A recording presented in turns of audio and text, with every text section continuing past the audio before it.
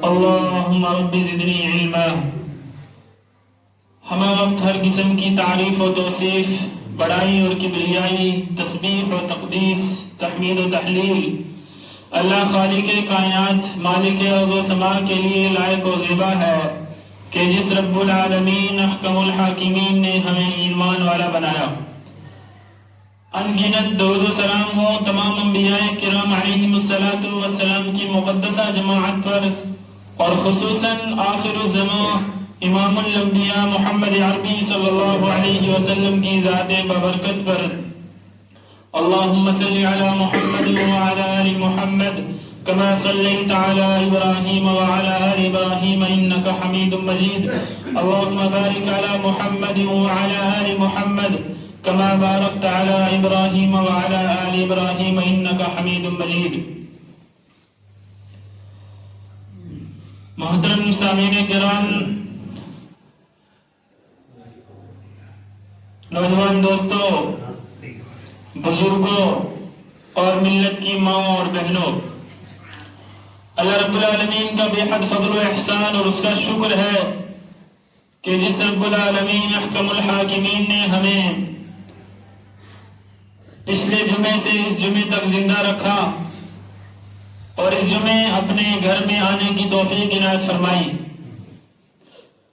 اس کے اوپر ہم جتنا بھی اللہ رب العالمین کا شکریہ ادا کریں بہت کم ہے. محترم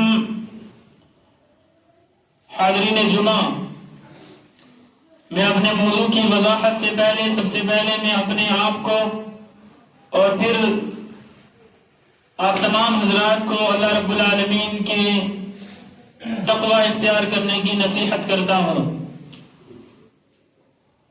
آج کے اس خطبہ جمعہ میں جس عنوان کے تحت آپ حضرات کے سامنے کچھ گزارشات رکھوں گا، وہ نہایت ہی اہمیت کا حامل ہے. یہ ایک ایسا عنوان ہے کہ جس کے اوپر جتنے بھی خطبات دیے جائیں، جتنی بھی تقریریں کی جائیں، جتنی بھی کانفرنسیں کی جائیں، بہت کم ہیں اور اس موضوع کا حق ادا نہیں ہو سکتا. سامعین کرام، آج کے اس خطبہ جمعہ میں میرا موضوع ہے باجماعت پر نماز پڑھنے کے فوائد اور نہ پڑھنے کے نقصانات. میں نے آپ حضرات کے سامنے ایک آیت کریمہ تلاوت کی خطبہ مسنونہ کے دوران. اللہ رب العالمین فرماتے ہیں ان الصلاۃ کانت علی المؤمنین کتابا موقوتا. یہ آیت کریمہ آپ حضرات اکثر مساجد میں جو نماز کے اوقات کا بورڈ ہوتا ہے اس کے اوپر لکھی ہوئی دیکھتے ہوں گے، لیکن کبھی غور و فکر کرنے کی شاید نوبت نہ آئی ہو یا ضرورت ہی محسوس نہ کی گئی ہو. اس آیت کریمہ کے اندر اللہ رب العالمین ارشاد فرماتے ہیں ان الصلاۃ، بے شک نماز، صلاۃ، کانت علی المؤمنین کتابا موقوتا، مومنین پر فرض کی گئی ہے ان کے مقررہ اوقات میں. اللہ رب العالمین نے نماز اپنے بندوں پر فرض کی، اس کے ساتھ ساتھ نماز کے اوقات کی تعین بھی کر دی کہ کون سے وقت میں کون سی نماز ادا کی جائے گی. یعنی اللہ رب العالمین کا کوئی بھی احکام ایسا نہیں ہے جس کے وقت کی تعین نہ ہو. جتنے بھی اللہ رب العالمین نے انسان کے اوپر فرائض رکھے ہیں، ہر فرض کا کوئی نہ کوئی وقت متعین ہوتا ہے. انہی فرائض میں سے نماز باجماعت پڑھنا بھی ہے، اور اس کے بھی اوقات اللہ رب العالمین نے مقرر کیے ہوئے ہیں. یعنی ایک انسان کو توحید کے اپنانے کے بعد، کلمہ شہادت کی گواہی دینے کے بعد جو سب سے پہلا کام اس کے اوپر فرض ہوتا ہے، جو سب سے پہلا حکم اس کے اوپر نافذ ہوتا ہے، وہ نماز کا ادا کرنا ہے۔ اور قیامت کے دن جب حساب و کتاب ہوگا تو سب سے پہلے توحید کے بعد جس کی سب سے پہلے جس کام کی پوچھ تاچھ ہوگی وہ یہی نماز ہے۔ اللہ کے رسول صلی اللہ علیہ وسلم کی حدیث ہے، صحیح سنن ترمذی کے اندر 413 نمبر کی حدیث، اللہ کے رسول صلی اللہ علیہ وسلم نے فرمایا ان اول ما يحاسب به العبد يوم القيامة من عمله صلاته فإن صلحت فقد افلح وانجح وإن فسدت فقد خاب وخسر، کہ انسان کی جو سب سے پہلا حساب و کتاب ہوگا قیامت کے دن وہ نماز کے تعلق سے ہوگا، اور اگر کوئی شخص اس نماز کے حساب و کتاب میں پاس ہو جاتا ہے، اس کا رزلٹ اچھا آ جاتا ہے، اس کی نماز وقت پر ہے، اس کی نماز جماعت کے ساتھ ہے، اس کی نماز مسجد میں ہے، اس کی نماز سنت کے مطابق ہے، اس کی کوئی نماز نہیں چھوٹی ہے، اگر کسی شخص کی نماز ٹھیک ہو گئی فَإِن صَلُحَتْ فَقَدْ أَفْلَحَ وَأَنْجَحَ، تو وہ شخص کامیاب بھی ہو گیا اور اس نے نجات بھی پالی۔ کوئی بھی شخص، کیسا بھی شخص ہو، جس کی قیامت کے دن نماز درست ہے، اس کے بقیہ تمام کے تمام اعمال درست ہو جائیں گے۔ اس کے تعلق سے اللہ کے رسول صلی اللہ علیہ وسلم نے فرمان جاری کر دیا کہ وہ شخص کامیاب ہو گیا اور اس نے نجات پا لی۔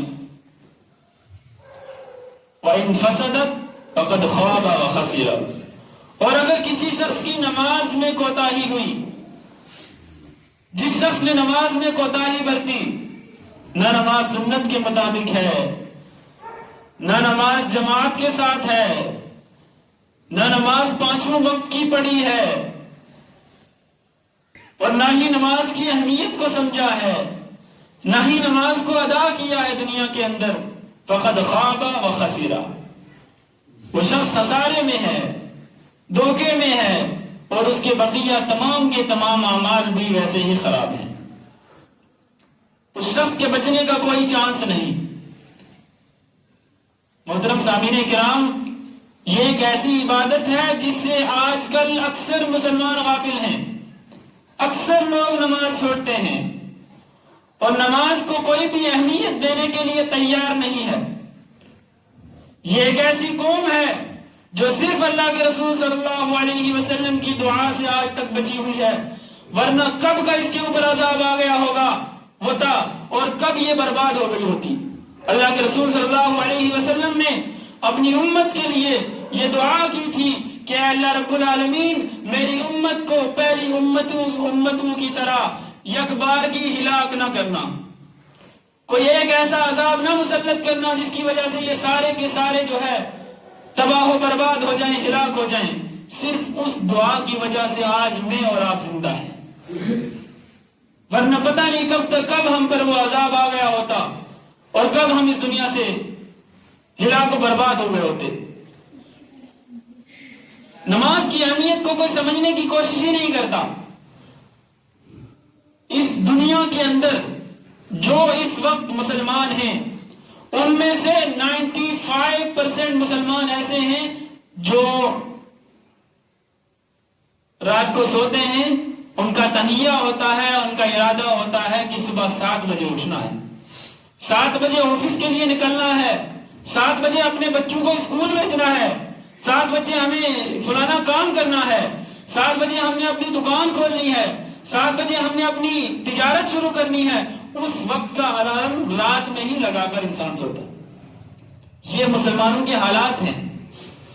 فجر کے اندر مسلمان غائب، عشاء کے اندر مسلمان غائب، اور پھر وہ اپنے آپ کو مسلمان بھی کہہ رہے ہیں، جبکہ اللہ کے رسول صلی اللہ علیہ وسلم کی صاف حدیث ہے کہ اگر کسی شخص کو جاننا ہے کہ کون منافق ہے اور کون مومن ہے تو وہ عشاء اور فجر کے اندر مسلمانوں کی گنتی کرے، کتنے لوگ مسجد میں حاضر ہیں، کتنے لوگ جماعت کے ساتھ نماز پڑھ رہے ہیں؟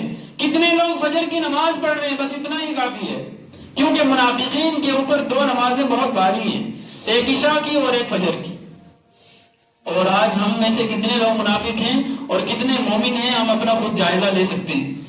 کوئی گھر ایسا نہیں مسلمان بستی کے اندر جس گھر کے اندر فجر کے وقت کوئی نہ کوئی نوجوان سویا ہوا نہ پایا جائے، کوئی ایسا گھر نہیں، الا ماشاء اللہ کوئی ایک ایسا گھر ہو جس کے اندر فجر کی نماز سارے کے سارے نوجوان پڑھتے ہوں، جن کے اوپر ہر عاقل اور بالغ جو ہے وہ نماز اس گھر کے اندر پڑھتا ہو، الا ماشاء اللہ بہت کم۔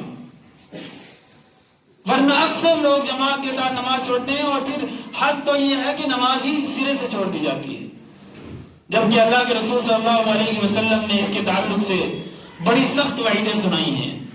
اگر ہم احادیث پر غور کریں، احادیث کو سنیں اور ان کے اوپر ان کے مطابق عمل کریں،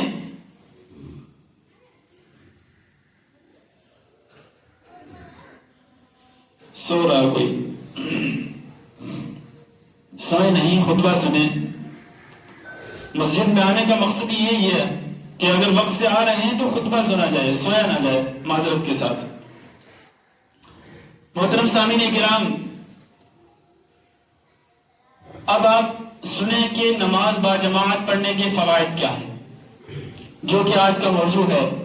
اور یہ جو شروع میں میں نے گفتگو کی اتنی لمبی چوڑی، یہ تمہیدی گفتگو تھی۔ کچھ احادیث کے ذریعے ہم جانیں گے کہ آخر نماز کو جماعت کے ساتھ پڑھنے کے فوائد کیا ہیں، اور کچھ ایسی احادیث بھی ہیں جن کے اندر ان لوگوں کے لیے وعید بیان کی گئی ہے جو لوگ نماز با جماعت نہیں ادا کرتے۔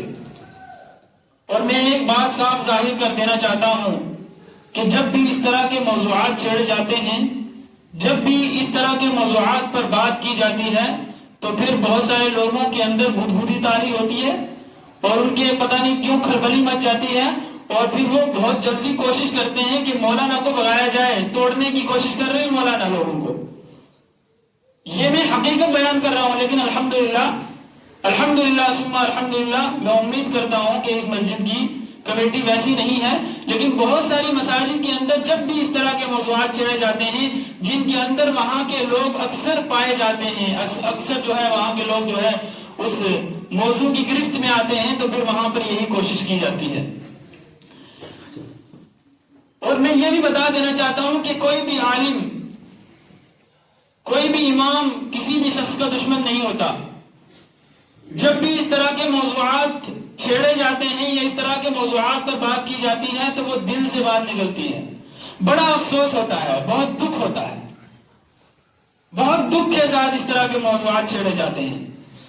دل خون کے آنسو ہوتا ہے ان لوگوں کے تعلق سے سوچ کر جن لوگوں کی مسجدیں، جن لوگوں کے گھر مسجد کی دیوار کے ساتھ چپکے ہوئے ہیں، لیکن وہ وہاں سے بھی مسجد میں آنے کی کوشش نہیں کرتے۔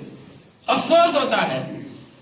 آج یہی اسی پردیش کے اندر دیکھ لیں، کتنے سارے ایسے علاقے ہیں جہاں پر اذان پر بین لگا دیا گیا ہے۔ ہندوستان کے کئی سارے ایسے علاقے ہیں اور کئی سارے ایسے صوبے ہیں جہاں پر اذان کے اوپر بین لگا ہوا ہے کہ اذان نہیں دے سکتے، لیکن یہاں الحمدللہ اذان ہوتی ہے، حی علی الصلاۃ حی علی الفلاح کی آوازیں گونجتی ہیں، الصلاۃ خیر من النوم مؤذن کہتا ہے، لیکن مسلمان کو کوئی فکر نہیں ہے، سویا ہے، بغیر کسی ڈر اور خوف کے سویا ہوا ہے، اس کو کوئی ٹینشن نہیں ہے کہ مجھے کوئی بلا رہا ہے، مجھے اللہ رب العالمین کی طرف سے آواز آ رہی ہے، اسے کوئی فکر نہیں ہے۔ سامعین کرام، پہلی حدیث سنیں۔ عبداللہ بن عمر رضی اللہ عنہ بیان کرتے ہیں، صلاۃ الجماعت تفضل من صلاۃ الفض 27 درجہ وفی روایت 25 درجہ۔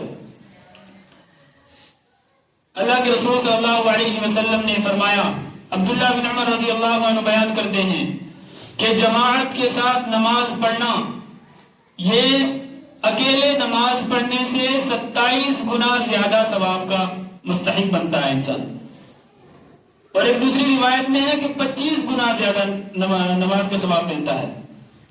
یعنی اگر ایک شخص جماعت کے ساتھ نماز پڑھ رہا ہے اور ایک شخص اکیلے نماز پڑھ رہا ہے تو دونوں کے نماز پڑھنے کے درمیان اتنا فرق ہے کہ ایک شخص کو ایک ہی نماز کا 27 گنا زیادہ ثواب ملتا ہے یا 25 گنا زیادہ ثواب ملتا ہے، اور وہی شخص وہی نماز اگر اکیلے پڑھتا ہے تو اس کو ایک نماز کا ثواب ملتا ہے۔ یہ اللہ رب العالمین کی طرف سے آفر ہے۔ آج دنیاوی کام میں ہم کہاں آفر نہیں دیکھتے؟ ہمیں جیسے پتا چلے کہ 10,000 والا فون 5,000 میں مل رہا ہے تو بھاگ کے جائیں گے، وہاں سے فون لائیں گے جا کر۔ کیوں جا رہے ہو بھائی؟ وہاں سے 10,000 والا 5,000 کا مل رہا ہے، وہاں سے 20,000 والی چیز 10 کی مل رہی ہے، 50 کی 25 کی مل رہی ہے۔ ہم دنیاوی آفر دیکھتے ہیں اور اس کے مطابق عمل بھی کرتے ہیں اور ان چیزوں کو پانے کی کوشش کرتے ہیں، لیکن جو اخروی چیزیں ہیں، جو ہماری اصل کامیابی ہے، جو ہماری حقیقی کامیابی ہے، اس کی طرف ہم بڑھنے کی کبھی کوشش نہیں کرتے۔ یہ ساری احادیث، یہ سارے موضوعات ہمیں ایک کہانی لگتے ہیں، ایک کان سے سنیں گے دوسرے کان سے باہر، جبکہ اللہ کے رسول صلی اللہ علیہ وسلم کی دعا ہے، نظر اللہ سمع مقالتی وعاها وعدها كما سمع۔ اللہ کے رسول صلی اللہ علیہ وسلم نے دعا فرمائی ہے اس شخص کے لیے جو، اللہ کے رسول صلی اللہ علیہ وسلم فرماتے ہیں کہ اللہ رب العالمین اس شخص کو تر و تازہ رکھے جو میری بات سنے، اس پر عمل کرے، اس کو دوسرے لوگوں تک پہنچائے۔ اور اگر ہم کوئی بھی اللہ کے رسول صلی اللہ علیہ وسلم کی بات سنتے ہیں، یعنی حدیث سنتے ہیں، اگر ہم اس پر عمل نہیں کرتے، اس کو ہم دوسروں تک نہیں پہنچاتے، تو گویا کہ ہم اللہ کے رسول صلی اللہ علیہ وسلم سے محبت کرنے والے نہیں۔ صرف نام رکھ لینا اہل حدیث، اہل الحدیث نہیں کہلاتا ہے۔ اہل الحدیث کا مطلب ہوتا ہے کہ ایک انسان کا ہر کام حدیث کے مطابق ہونا چاہیے، ہر کام قرآن کے مطابق ہونا چاہیے، ہر کام میں اتباع رسول ہونی چاہیے، ہر کام میں اللہ رب العالمین کی اطاعت ہونی چاہیے۔ اگر کوئی شخص یہ سمجھتا ہے کہ میں صرف نماز کے اندر رفع الیدین کر لوں اور ایک آدھ نماز دن میں پڑھ لوں میں اہل حدیث ہو گیا، وہ شخص بالکل بھی اہل حدیث نہیں ہو سکتا۔ اللہ رب العالمین نے قرآن مجید کے اندر ارشاد فرمایا، اقیموا الصلاۃ ولا تکونوا من المشرکین، نماز قائم کرو اور مشرکین میں سے نہ ہو جاؤ۔ اس کا مطلب صاف ظاہر ہے کہ اگر کوئی شخص نماز نہیں ادا کرتا، نماز میں کوتاہی برتتا ہے، نماز میں سستی اور کاہلی کا شکار ہوتا ہے، مشرکین کے بہت قریب جا رہا ہے۔ ان قریب وہ مشرکین میں سے ہو جائے، منافقین میں سے ہو جائے۔ دوسری حدیث جس میں اللہ کے رسول صلی اللہ علیہ وسلم نے ایک اور آفر دیا ہے، عثمان بن عفان رضی اللہ عنہ بیان کرتے ہیں کہ اللہ کے رسول صلی اللہ علیہ وسلم نے ارشاد فرمایا، من شہد صلاۃ العشاء فکأنما قام نصف اللیل ومن شہد صلاۃ الفجر فکأنما فی جماعت فکأنما قام اللیل کلہ۔ کہ نبی کریم صلی اللہ علیہ وسلم نے ارشاد فرمایا کہ جس شخص نے عشاء کی نماز جماعت کے ساتھ پڑھی، گویا کہ اس نے آدھی رات تک قیام کیا، یعنی آدھی رات تک اللہ رب العالمین کے سامنے کھڑا رہا، آدھی رات تک اللہ رب العالمین کے یہاں قیام کیا، اللہ رب العالمین کی عبادت کی۔ اور جس شخص نے فجر کی نماز جماعت کے ساتھ پڑھ لی، گویا کہ اس نے پوری رات قیام کیا۔ صرف 2 نماز پڑھنی ہے، پوری رات کا قیام کا ثواب ملے گا اللہ رب العالمین کی طرف سے۔ کتنا وقت لگتا ہے عشاء میں؟ 15 سے 20 منٹ، فجر میں 10-15 منٹ، یعنی ایک آدھے گھنٹے کی بات ہے۔ آدھے گھنٹے کے عبادت کا اللہ رب العالمین پوری کی پوری رات کا ثواب عطا فرما رہا ہے۔ لیکن یہ اخروی فائدہ ہے، ہمیں اس کو نہیں دیکھنا ہے۔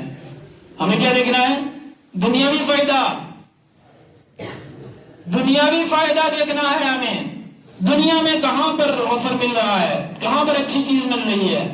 ہر طرح کی سفر کی مشقتیں جھیل کر انسان جو ہے اچھی چیز کی تلاش میں دور دور جاتا ہے اور وہاں سے خرید کر لاتا ہے۔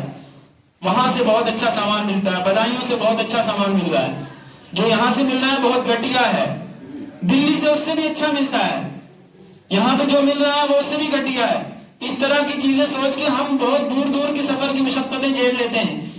لیکن وہیں اگر نماز کے لیے بلایا جائے، نماز کے لیے اذان دی جائے، تو ہم نماز پڑھنے کے لیے بھی حاضر نہیں ہوتے. دو حدیث جن کے اندر اللہ کے رسول صلی اللہ علیہ وسلم نے دو بہترین آفر دیے ہیں کہ اگر کوئی شخص ایک نماز جماعت کے ساتھ پڑھتا ہے گویا کہ اس نے 27 نمازیں پڑھی ہیں، یا پھر اس نے 25 نمازیں پڑھی، یعنی اس کو 25 نمازوں یا 27 نمازوں کا ثواب عطا فرمایا جائے گا. اور اگر کوئی شخص عشاء کی نماز جماعت کے ساتھ پڑھتا ہے، پھر وہی شخص فجر کی نماز بھی جماعت کے ساتھ پڑھتا ہے، تو گویا کہ اللہ رب العالمین کے سامنے اس نے رات بھر قیام کیا ہے، رات بھر اللہ رب العالمین کی اس شخص نے عبادت کی ہے.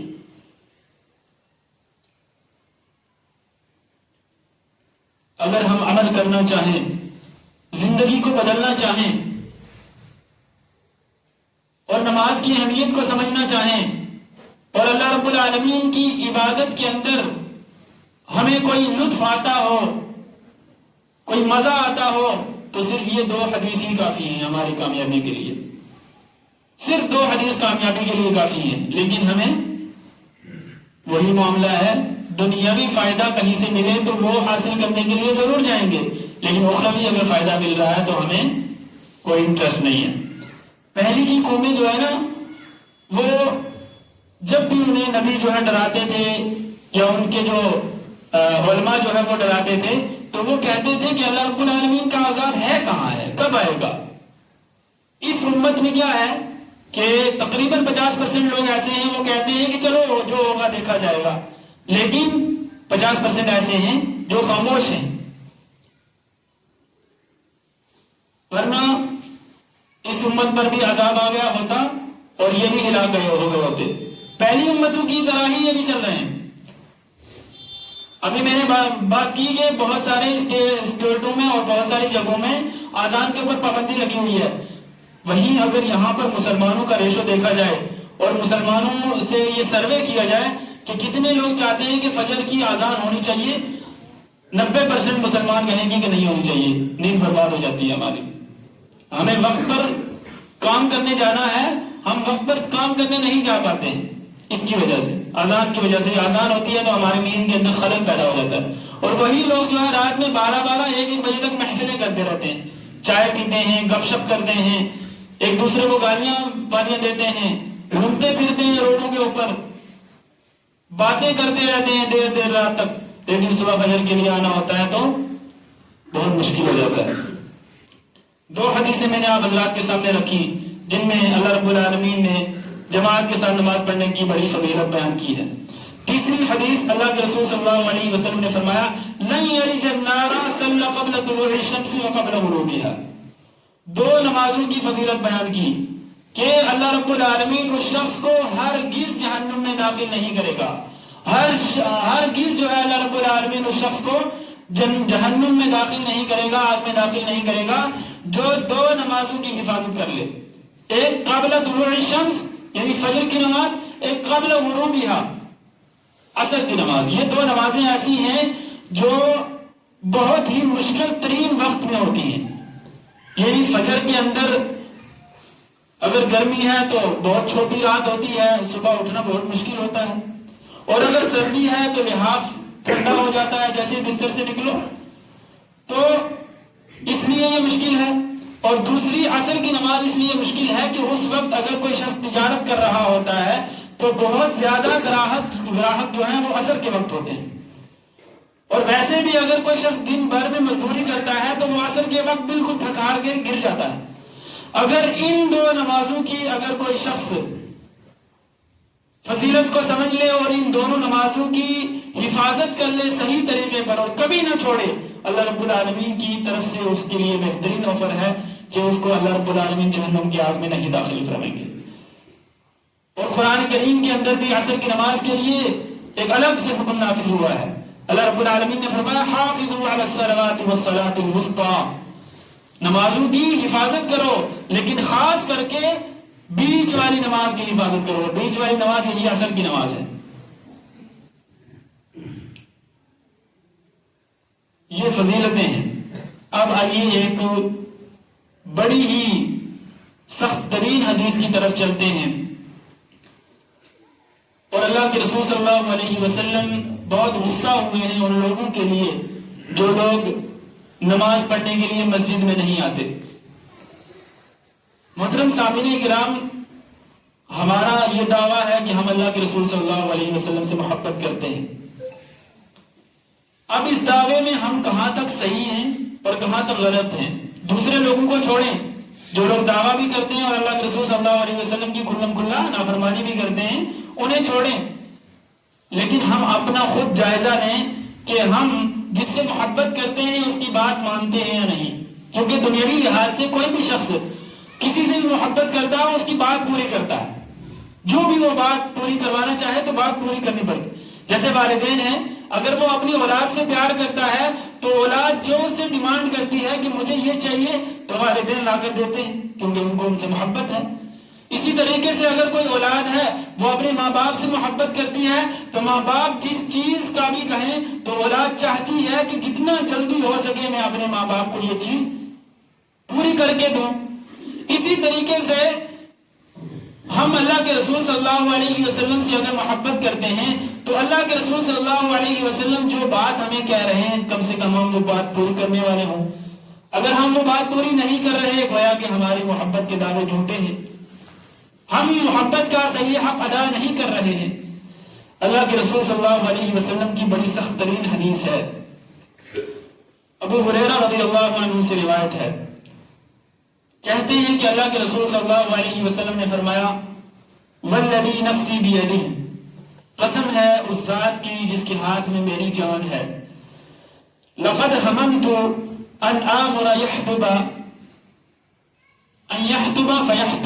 فیحتطب، کہ میں لوگوں کو حکم دوں کہ لکڑیاں اکٹھی کرو تو لوگ لکڑیاں اکٹھی کریں۔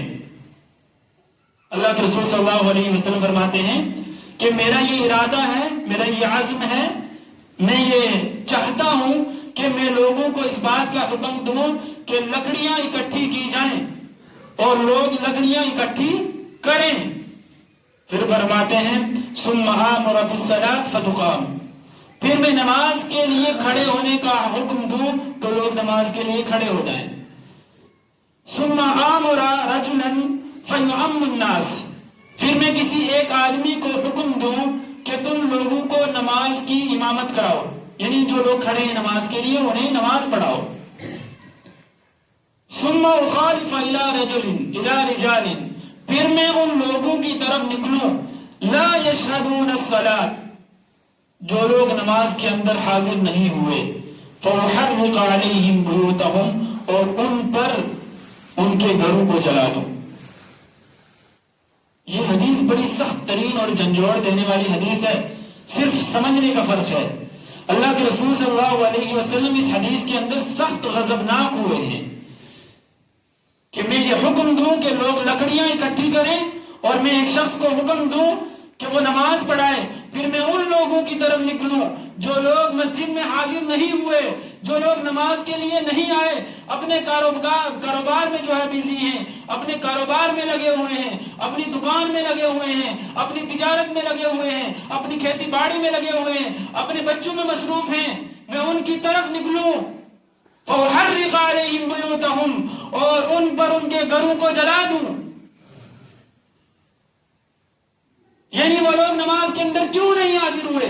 یہ جماعت کے اندر نہ حاضر ہونے کی وعید ہے۔ سمجھنے کی کوئی شخص کوشش نہیں کرتا، صرف جذباتی ہوتے ہیں سننے کے لیے۔ ابھی رسول اللہ صلی اللہ علیہ وسلم کی کوئی توہین کر دے، سب کا خون ابل جائے گا، سب روڑوں پہ نکل جائیں گے، لیکن وہی جو اللہ کے رسول صلی اللہ علیہ وسلم 1400 سال پہلے جو ہمارے لیے شریعت چھوڑ کے گئے تھے، آج ہم اس پر نہ چل کے سب سے بڑے غدار تو ہم ہیں، سب سے بڑے جو رسول اللہ صلی اللہ علیہ وسلم کے مستحق ہیں وہ تو ہم ہیں۔ ہم تو سب سے پہلے جو ہے اللہ کے رسول صلی اللہ علیہ وسلم کی مستحقی کر رہے ہیں۔ یہ اتنی شدید ترین حدیث ہے اور ان لوگوں کے لیے ہے جو نماز کے اندر حاضر نہیں ہوتے، یعنی مسجد میں حاضر نہیں ہوتے۔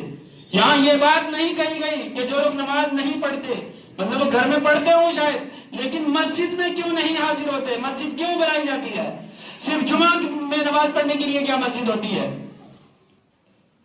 مسلمانوں نے یہ شیوا بنا لیا ہے کہ صرف بزرگ حضرات اور بچے لوگ مسجد کے اندر نماز پڑھیں گے، نوجوانوں کو نماز پڑھنے کی کوئی ضرورت نہیں ہے۔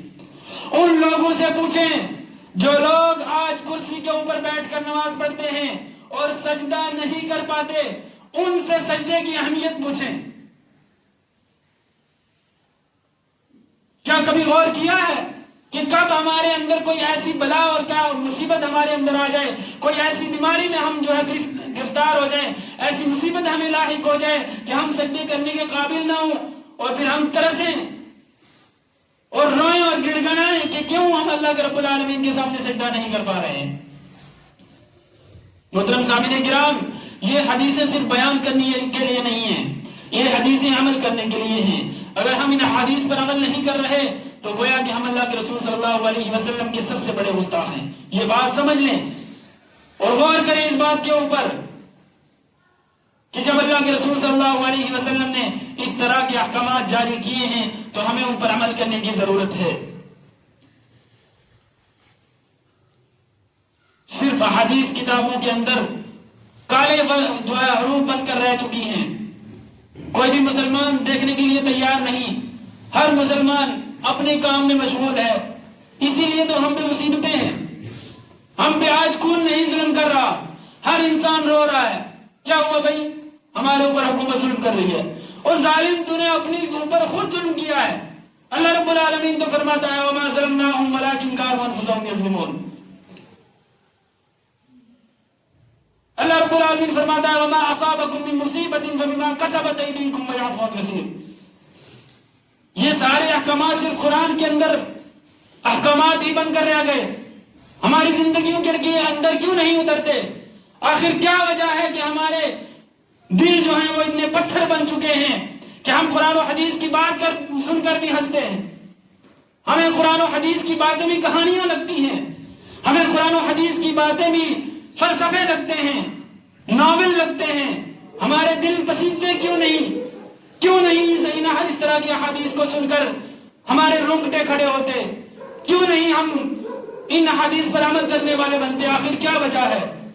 اس کی صاف وجہ ہے کہ ہمارے دل پر مردہ ہو چکے ہیں، ہمارے دل مردار بن چکے ہیں، ہم صرف اور صرف گوشت کے لوتھڑے بن کر، زندہ لاش بن کر اللہ رب العالمین کے زمین کے اوپر بوجھ بنے ہوئے ہیں۔